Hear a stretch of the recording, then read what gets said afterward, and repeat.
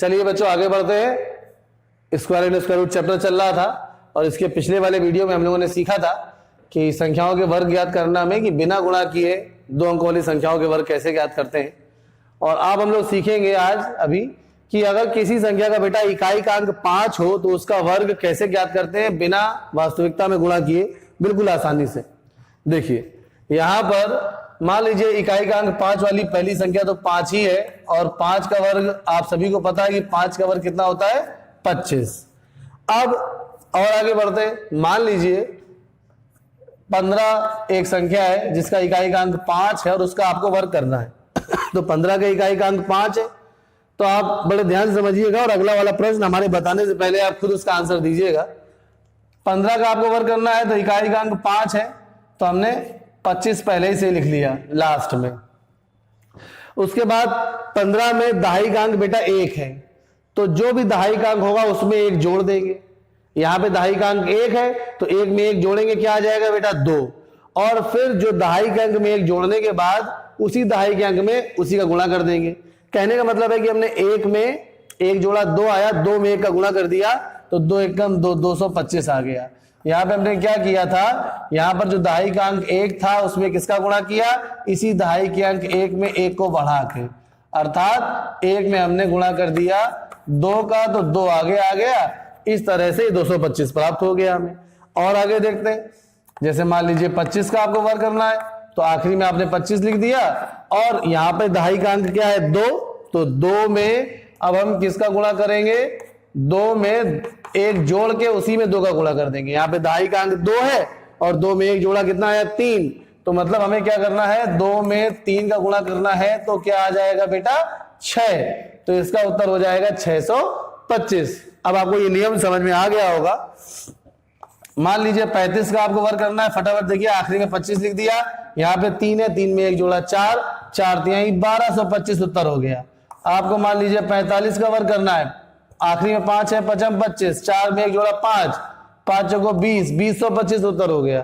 आपको मान लीजिए 85 का वर्ग करना है तो 85 का वर्ग करना है, आखिरी में आपने 25 लिख दिया, 8 में 1 जोड़ा 9, 9 अठे 7225। देखिए कितनी जल्दी वर्ग हो रहा है। तो आप अगर इस नियम की सहायता से जिसके इकाई के अंक 5 है किसी संख्या का वर्ग करोगे तो इतनी कैलकुलेटर से तेज वर्ग आपका हो जाएगा। आपको ये समझ में आ रहा होगा। और देखते जरा, जैसे मान लीजिए आपको 105 का वर्ग करना है तो 105 का वर्ग करने के लिए आखिरी में 25 लिखा, अब यहाँ पर 10 है, 10 में 1 जोड़ा 11, 11 में 10 का गुणा किया, 11 दाम 110, तो ये आपका आ गया उत्तर 11025। 105 का वर्ग, किसी भी संख्या का वर्ग जिसका इकाई का अंक 5 हो तो आप बड़ी आसानी से बच्चों इस ट्रिक की सहायता से, आप इस मेथड की सहायता से कर सकते हैं। तो बिना गुणा किए वर्ग भी कवर हो गया, इकाई का अंक 5 वाली संख्या का वर्ग भी बेटा कवर हो गया है। और अब हम सीखेंगे इस वीडियो में, अगले वीडियो में, सॉरी इसी में, देखिए क्या टाइम हुआ है अभी, चले 3 ही मिनट हुए। पाइथागोरस त्रिक क्या होती है इसको भी चलिए कर लेते हैं, इसको भी कवर कर लेते हैं इसी वीडियो में कि भाई पाइथागोरस त्रिक होती क्या है। देखिए जरा, इसको इरेज कर दे रहे हैं, आप वीडियो पॉज करके नोट कर लीजिएगा। तो अब हम लोग कवर करेंगे पाइथागोरस त्रिक। तो त्रिक का मतलब यहाँ पे बच्चों है कि अ ग्रुप ऑफ 3 नंबर्स, 3 संख्याओं के जो समूह है उसको हम त्रिक कहते हैं। तो पाइथागोरस त्रिक क्या है, पाइथागोरस बच्चों ये ग्रीक के मैथमेटिशियन थे, इन्होंने ही इसको डिस्कवर किया था। और ये वास्तव में है कुछ नहीं, एक समकोण त्रिभुज की 3 भुजाएं हैं। जैसा समकोण त्रिभुज हम सभी जानते हैं बेटा कि किसी समकोण त्रिभुज में जो 90 अंश है इसके सामने वाली भुजा को कर्ण कहा जाता है, हाइपोटेन्यूज बोलते हैं इंग्लिश में, और बाकी जो 2 भुजाएं हैं उसको लंब और आधार, परपेंडिकुलर और बेस। तो the square of hypotenuse is equals to sum of the squares of other 2 sides. ये बताया पाइथागोरस ने कि किसी समकोण त्रिभुज में कर्ण का वर्ग शेष 2 भुजाओं के वर्गों के योग के बराबर होता है।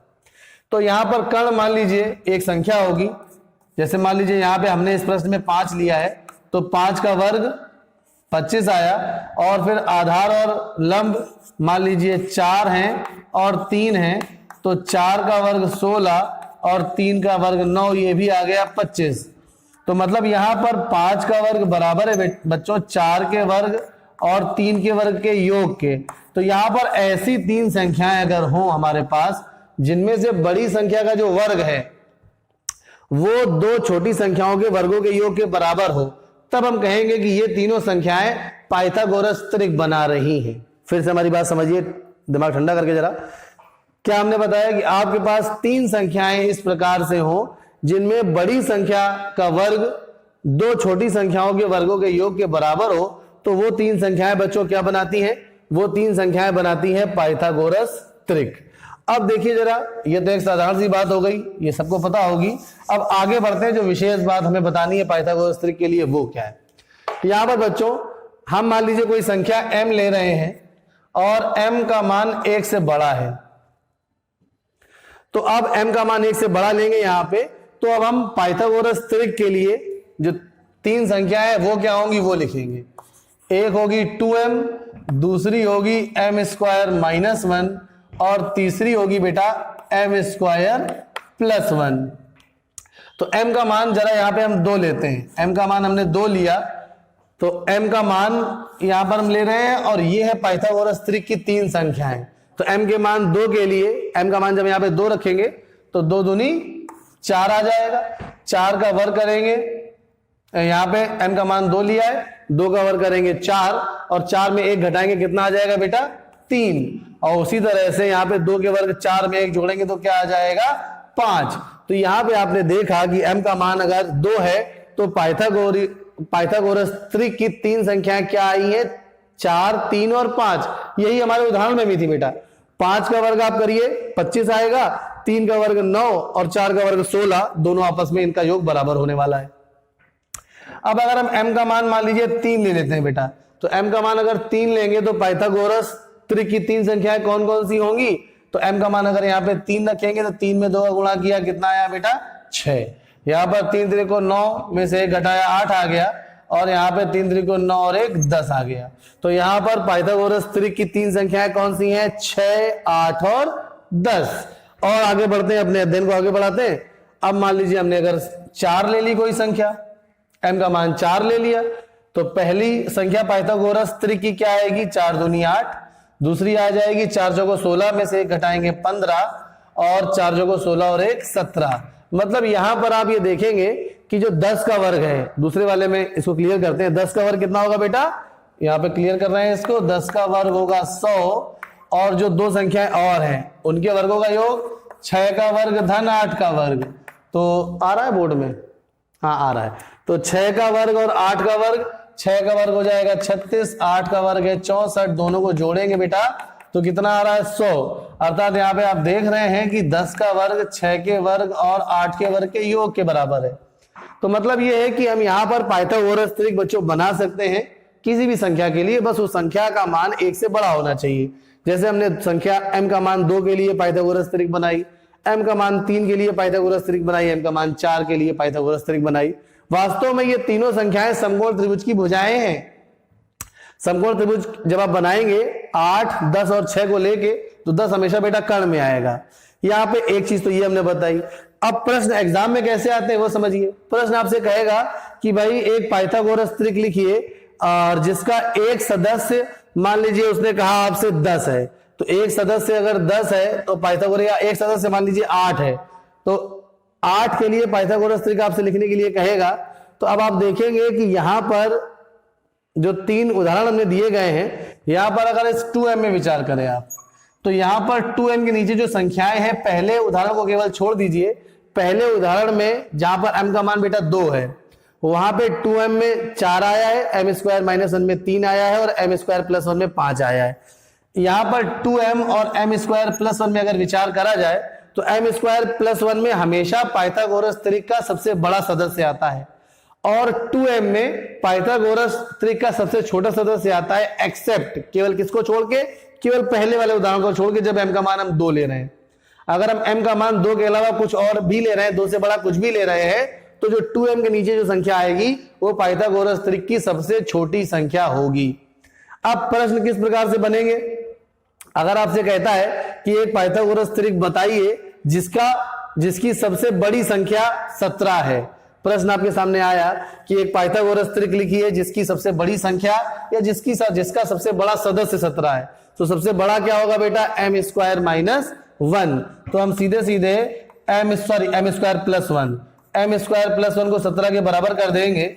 तो एम स्क्वायर बराबर आ जाएगा 17 ऋण 1, तो एम स्क्वायर बराबर आ जाएगा 16, तो एम बराबर आ जाएगा प्लस माइनस 4, तो हम केवल प्लस 4 को एक्सेप्ट कर लेंगे। 16 का वर्गमूल मतलब 16 किसका वर्ग है बेटा, 4 का वर्ग है।